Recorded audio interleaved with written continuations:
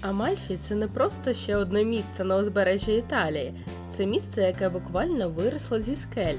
У попередньому відео з Амальфітанського узбережжя ми були в Позітано – яскравому, кольоровому, майже ідеальному для фото. Але сьогодні ми поговоримо про місце, яке дало назву усьому цьому узбережжю – Амальфі. І якщо Позітано – це більш про естетику та атмосферу, то Амальфі – це вже історія. Місто, яке колись було однією з наймогутніших морських республік Європи. Місто, яке будувало не для краси, а для виживання. І місто, яке сьогодні виглядає так, ніби його просто приклеїли до скель. Сьогодні я покажу вам Амальфі не тільки як красиву картинку, а як місце з характером, історією і своїми секретами.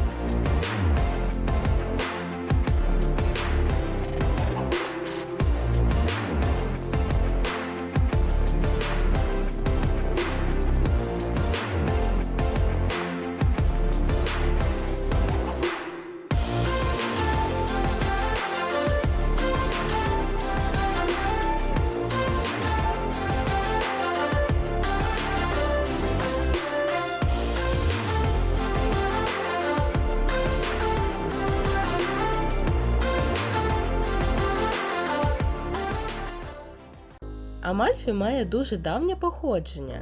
За однією з легенд, місто заснував Геркулес на честь німфи Амальфі, у яку він був закоханий. Звучить як казка. Але реальна історія не менш захоплююча. Ще в 9 столітті Амальфі стало незалежною морською республікою, на рівні з такими гігантами, як Венеція, Генуя та Піза. І уявіть, у ті часи це було не маленьке містечко, а потужний торговий центр, який мав зв'язки з Візантією, арабським світом і навіть Африкою. Саме тут з'явився один із перших морських кодексів – Табула Амальфітана, який регулював правила торгівлі на морі. Амальфі – це серце Амальфітанського узбережжя. Вже з головної площі Піацца дель Дуомо видно мозаїку та величні сходи собору святого апостола Андрія. Собор побудований у арабсько-ісламському стилі. І це не випадково, оскільки у середньовіччі Амальфі було могутньою морською державою та торгувало з арабським світом. Звідти привозили сюди не тільки товари, а ще й ідеї, мистецтво та стилі. Хоча собор був побудований ще в 9 столітті, його неодноразово перебудовували.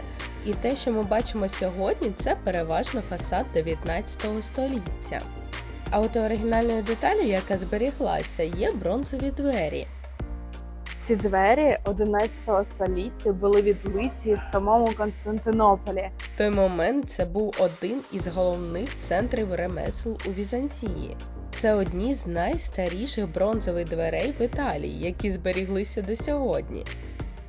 Також можна звернути увагу на колони. Частина з них ще з античних споруд. Їх просто повторно використовували під час будівництва.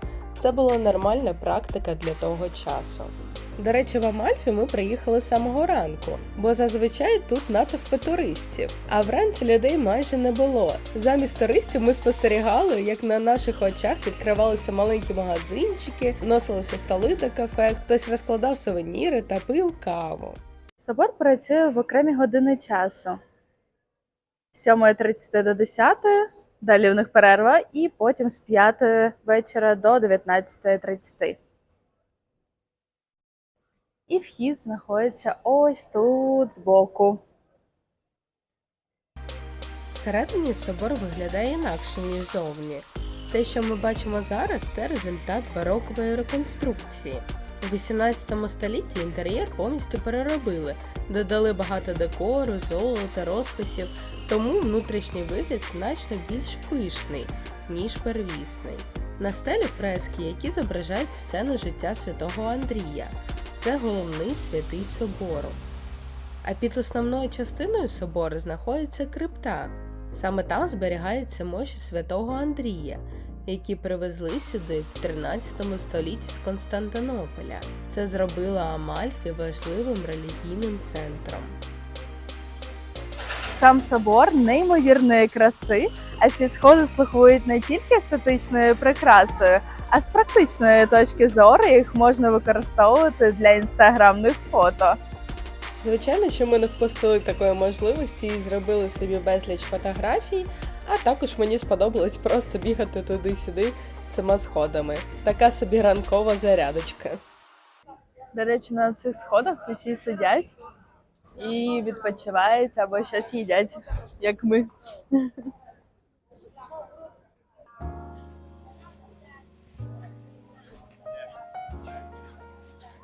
Біля собору знаходиться кафе Андреа Панса, куди дуже раджу зайти, там традиційні італійські десерти. Це не просто кафе, це сімейна кондитерська, яка працює тут ще з 1830 року. За майже 2 століття це місце стало справжньою частиною історії Амальфі. Зазвичай тут дуже людно, адже це одна з найпопулярніших кав'ярень у місті. Але нам пощастило, ми прийшли зранку і змогли спокійно обрати столик. Було багато вільних місць і всередині, і на терасі. Асортимент тут величезний. Класичні італійські десерти, тірамісу, канолі, різні торти і, звичайно, багато всього з лимоном. Бо Амальфі цим і славиться.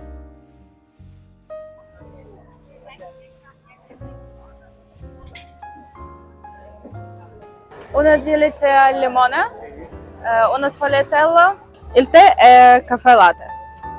Secco al limone o latte? Caldo, freddo? Caldo con latte. Con latte. Con latte. È uno caffè latte. Grazie. Grazie mille. Що, ми як справжні італійці. Зранку по каві, в обід апірольчик бахнем і вечірком на піцу підемо. В Італії треба бути справжніми італійцями, як інакше.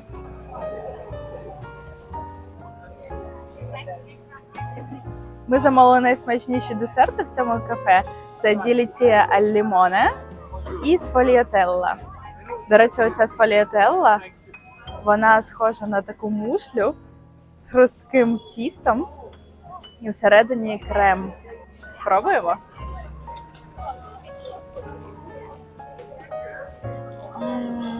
Як хрустить.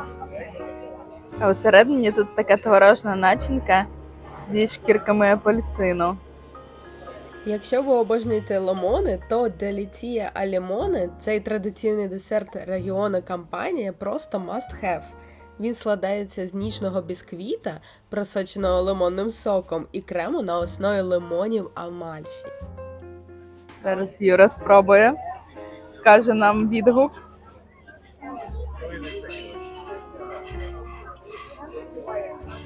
Смачне? Ну, лимон відчувається. Відчувається лимон? Ну, але не сильно. Можна їсти навіть. Загальний рахунок у нас вийшов 30 євро. Так смачно поснідавши по-італійськи, ми вирішили піти далі, вглиб міста. В Амальфі є одна головна вулиця – Віа Лоренцо д'Амальфі. Саме вона проходить через центр і веде вглиб між скелями. Це така собі артерія міста, вузька, жвава і завжди наповнена життям. І саме тут зосереджена більшість магазинів, кафе і сувенірів. Одна з речей, яка кидається в очі – це кераміка. Ручна робота, яскраві кольори, традиційні орнаменти, тарілки, вази, плитка – все виглядає дуже по-італійськи. Ну і, звичайно, лимони. Вони тут буквально всюди. Вітрини, кошики, декори, упаковки. Здається, що все місто живе навколо них. Окремо магазини з лімончелло. Це традиційний італійський лікер, який роблять саме з місцевих лимонів. І дивіться, які тут лимони, вони просто такі величезні.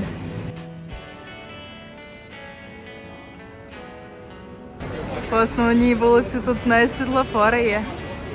Бо тут машини їздять.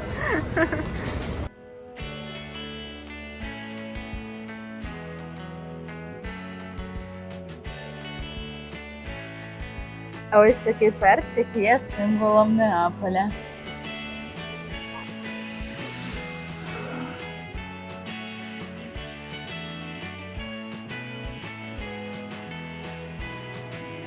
Дуже мені подобаються ці вузенькі вулички.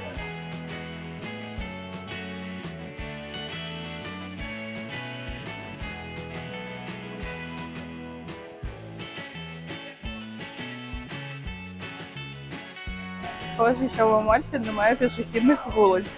Основна вулиця іде, і по ній їздять і машини, і ходять люди, і на мопедах ганяють. Просто кошмар якийсь. А ще тут сюди продають такий одяг з лимонами.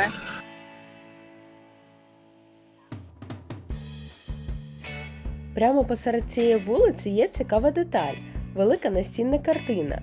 На ній зображене морське життя, рибалки, сіті, морепродукти – такий собі відсил до того, чим жило це місто століттями.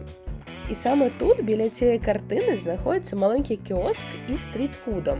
Я, на жаль, сам кіоск не зняла, але просто не можу не розказати. Тут продають смажені морепродукти у паперових конусах. Кальмари, креветки, маленька рибка – все обсмажене і подається як швидкий класний перекус.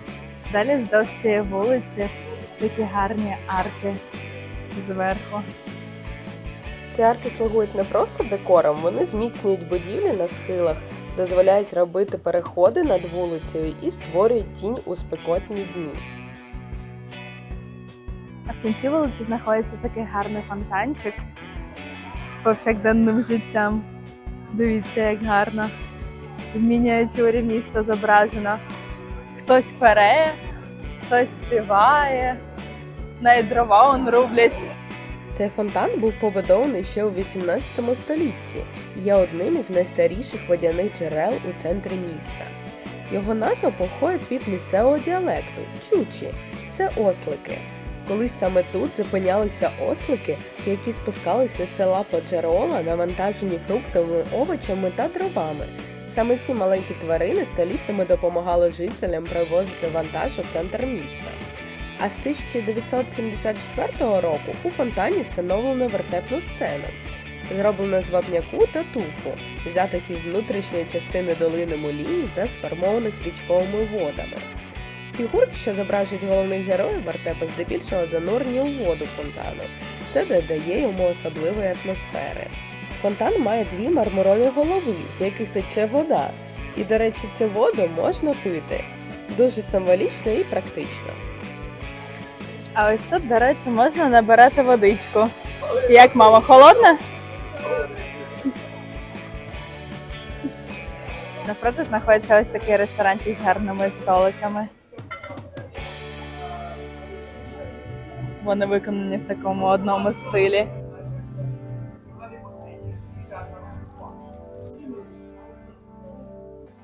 На кафе знаходиться ось такий символ Амальфі. А точніше, це хрест Святого Андрія, який є гербом Амальфі. Він також відомий як емблема Морської Республіки, що нагадує про давнє і славне минуле міста. Колись Амальфі було однією з 4 великих морських республік Італії. І саме цей хрест символізує її морську потужність і автономію. Дивіться, які будиночки на схилах. Дуже гарно. Дивіться, як місцеві котики ховаються від спеки.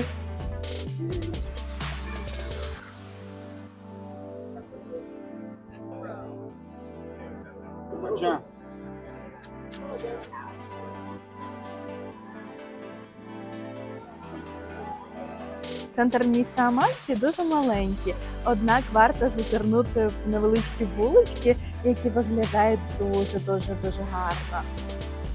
А ось тут знаходяться якісь старовинні сходи. Їдемо зараз туди.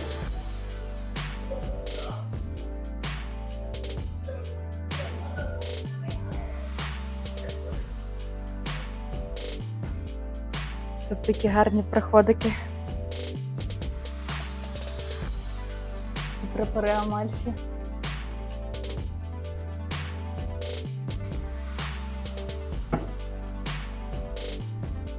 Це дворик такий гарненький.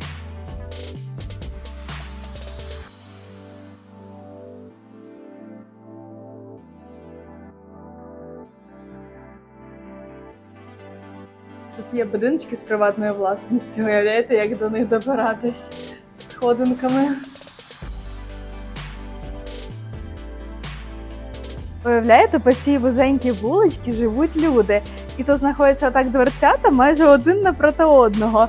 І можна забігати один до одного так в гості. Туди-сюди, туди-сюди.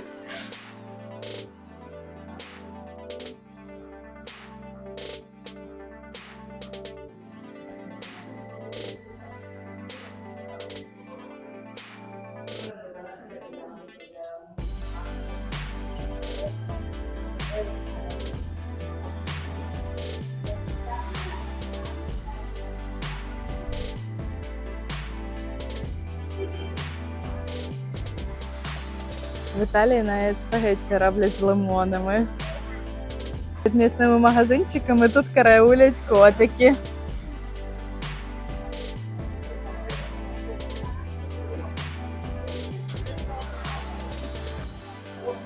Тут гігантські кабачки.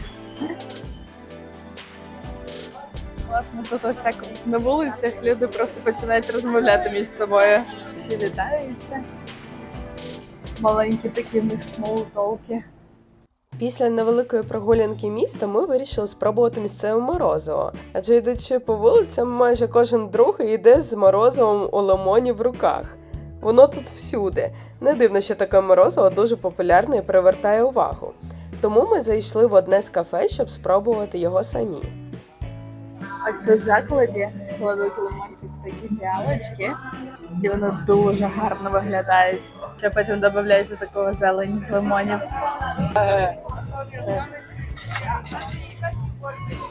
Грація. Ми взяли дорогуще морозиво, але воно так ефектно виглядає. Одна така порція коштує 12 євро. Подивіться на цю красу.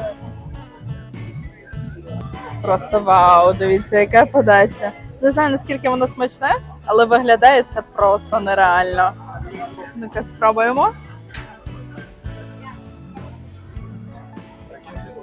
Дуже кисленьке, таке, як справжній лимон.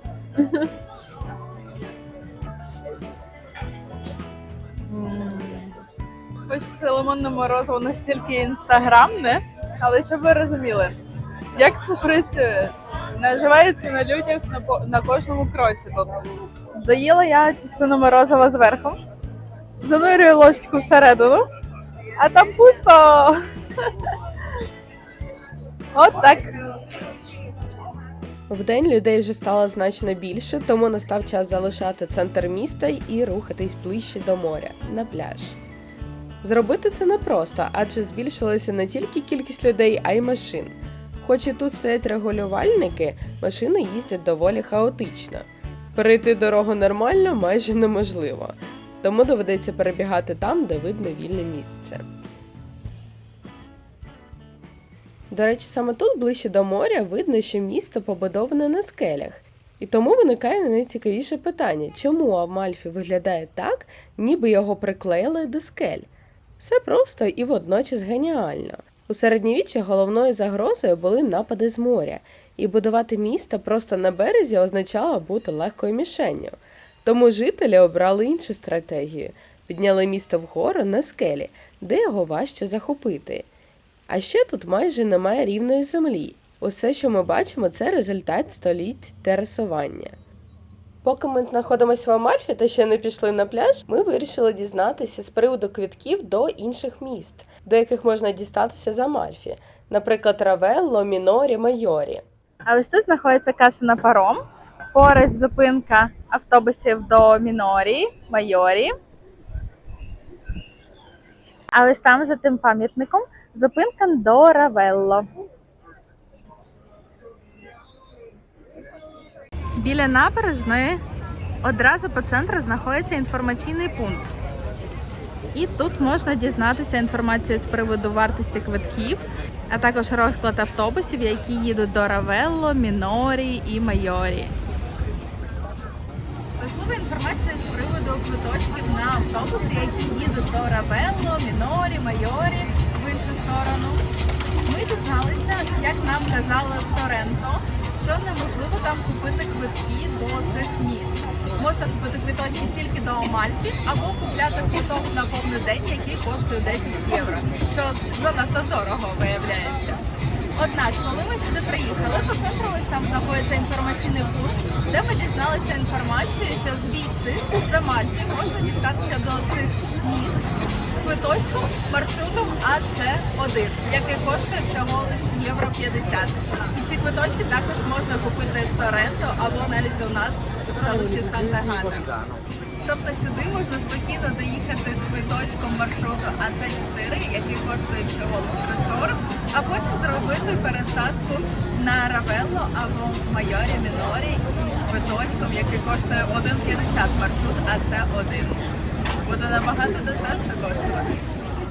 А в Амальфі немає таких барів або табаків, де можна зазвичай купити квиточки.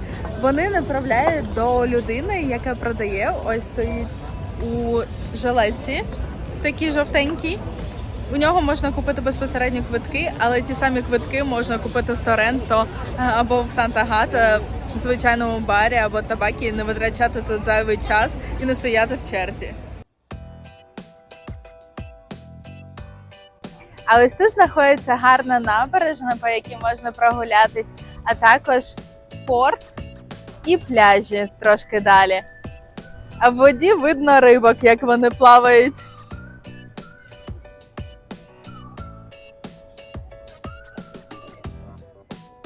В Амальфі пляжі невеликі, але дуже мальовничі. У самому місті їх кілька. Маріна Гранде – це головний пляж Амальфі. Він довгий і піщано-гальковий, з усією інфраструктурою – шезлонги, парасольки, кафе та прокат човнів. І також є неподалік ще один пляж – Маріна ді Атрані. Трохи менший пляж, який знаходиться за сусіднім містечком Атрані. Він тихіший і менш людний. А ось тут знаходиться пляжик. Вхід на пляж вільний, тільки за парасольки і ліжаки треба платити. Тут навіть душик є. Ось тут продають парасольки та ліжачки. Одна парасолька з ліжачком коштує 25 євро. І є окремо по 12. А пляж працює тільки до 6 години вечора, з 7:30 ранку. Тут дивіться, на всій будівлі прапори висять на кожному віконечку. А ось тут на пляжику теж можна з простулечками лягти. Тільки маленький такий шматочок. Цей центральний пляж в Амальфі вважається одним з найбільших, однак людей тут дуже багато і він був повністю переповнений, тому ми вирішили направитись у маленьке містечко Атрані і там вже покупатись. Буквально 13 хвилини ходьби від містечка Амальфі знаходиться дуже мальовниче містечко Атрані. Насправді дуже часто це містечко залишають поза основним туристичним маршрутом. Але дарма. Це місто майже цілком збережене у середньовічному вигляді. Вузькі вулички, схили, будинки, що буквально висять на скелях. Вгорі на дорозі ростуть кактуси. Навіть з плодами.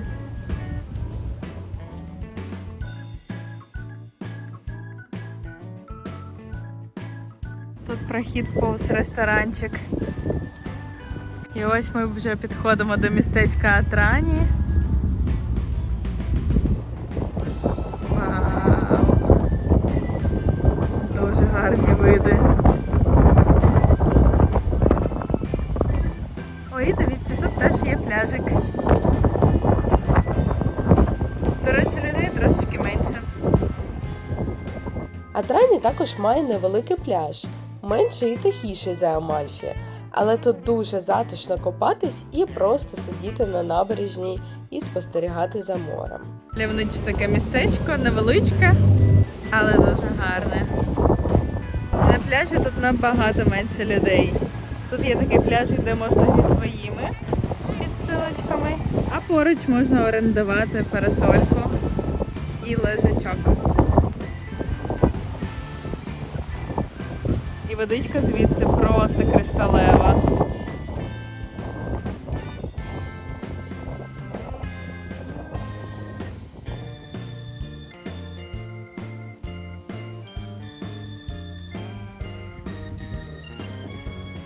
Біля тунелю ось тут якраз спуск вниз на пляжик.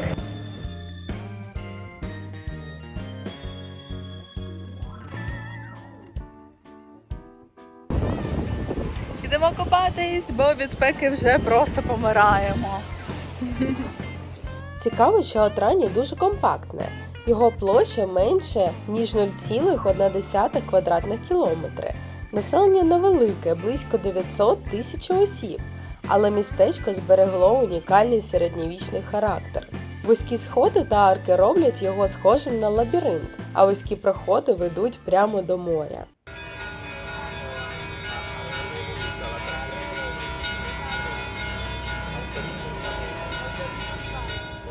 До речі, тут дуже класно, те, що знаходиться пляж за такою скалою, і сонечко сюди майже не потрапляє, тому таку спекотну погоду, коли десь градусів 30-40 жари, тут ідеально. Вітряно навіть трошечки, але сонце через те, що не потрапляє, то взагалі прям супер, ідеально.